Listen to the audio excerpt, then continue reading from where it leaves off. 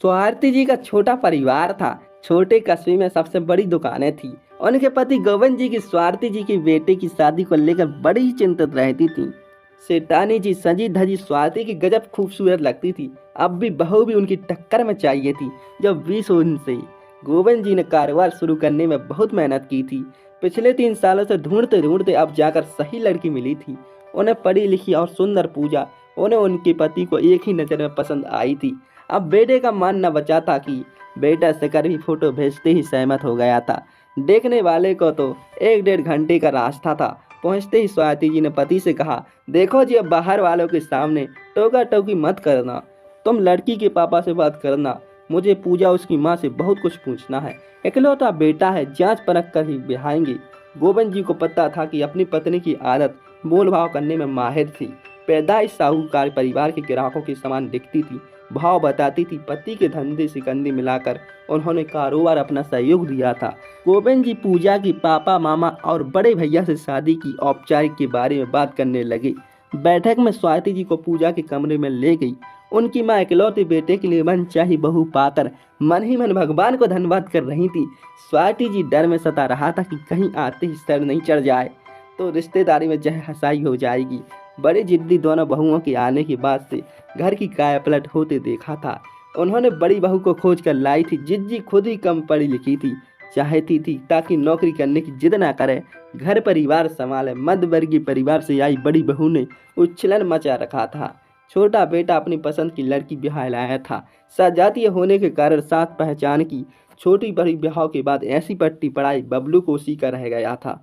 स्वाति जी फूंक फूंक कर बड़ी बहू ढूंढ रही थी। पूजा की सादगी देखकर मुग्ध हुई स्वाति जी ने उससे कहा, देखो पूजा, मैं पुराने जमाने की सास जैसी नहीं हूँ। आजकल के तौर तरीके समझती हूँ। आधुनिक पहनावा ओढ़ा भी पसंद है। मुझे बस तुम परिवार के बड़ों का आदर करना, अपनी मर्यादा में रहकर ऐसी कोई पोशाक ना पहनना। अगर बगल में कोई आ जाए तो भद्दा न लगे।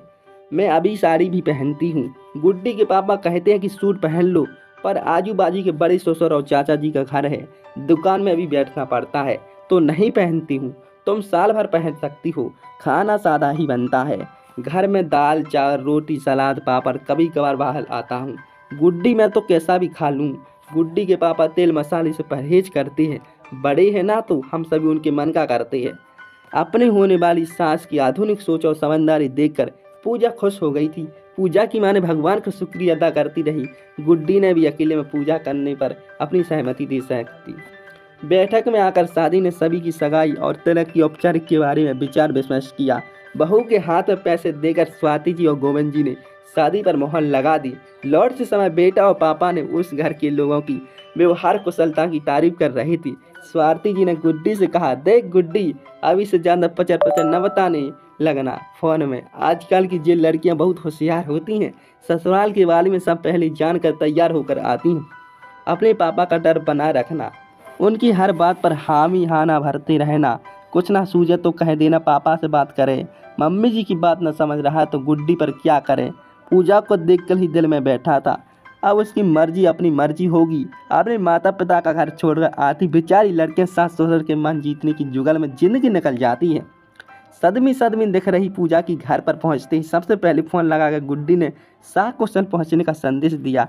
रोज रात में थोड़ी बात कर लेता था। उनके घर की समस्या पता चल गई थी। उससे पहले लड़की थी, पूजा उसकी पसंद आई। अब उसके भावना तो लगा होना स्वाभाविक था। शॉपिंग के लिए पूजा को साथ ले जाना चाह कर भी नहीं ले जा पाया। गुड्डी पूरा परिवार था। साथ में स्वाति जी ने बेटे का मन पढ़कर कहा, बोल देना पूजा ने उसकी पसंद के कपड़े ही खरीदेंगे, हम तो वीडियो कॉल करके दिखाते रहना।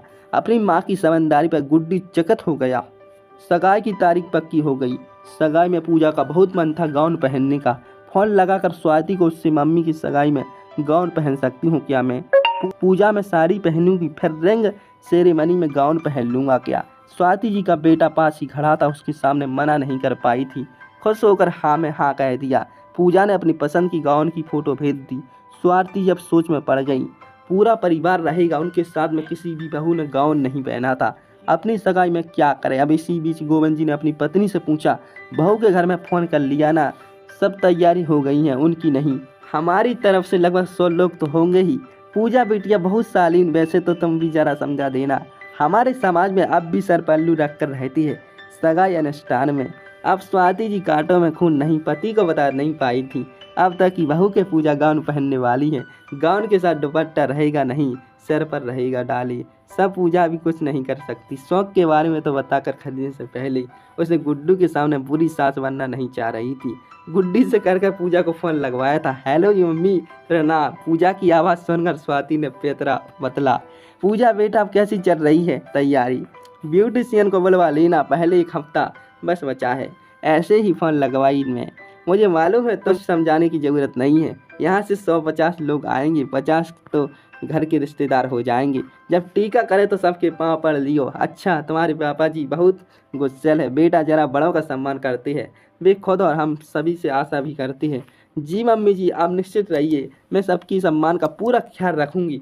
पूजा ने आत्मविश्वास से कहकर फोन रखा। स्वाति जी चाहकर भी अब तक कहीं नहीं पाई थी। गाउन के साथ एक दुपट्टा ले लेना। सगाई के दिन पूरी बस भर के लोग गई थी। रिसोच पूजा के पापा और बड़े भैया ने अच्छा इंतजाम किया। पहले गुड्डी का तिलक हुआ। पूजा को टीका के लिए जब बुलाया गया तो स्वाति जी गदगद हो गई।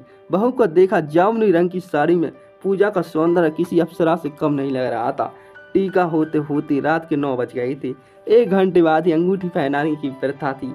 अब स्वाति जी घबराने पर लगी। अब तो अंगूठी पहनाते समय पूजा गाउन ही पहनेगी।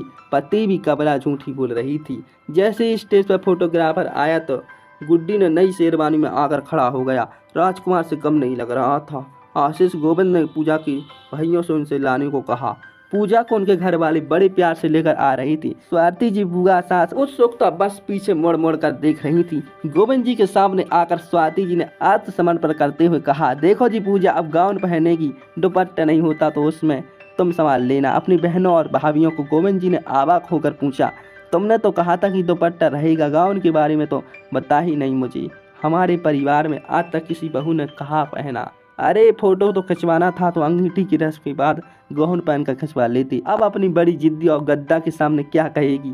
मैं तुम्ही ने रायता फैलाया है, तुम ही संभालो, मैं तो चला। गोविंद जी खाने की जगह चल दिया। अब स्वाति जी हालत ऐसी थी मानो दिन में तारे दिखाई दे रही हो। वाकई में जानबूझकर ऐसी बात छिपानी नहीं थी पति से।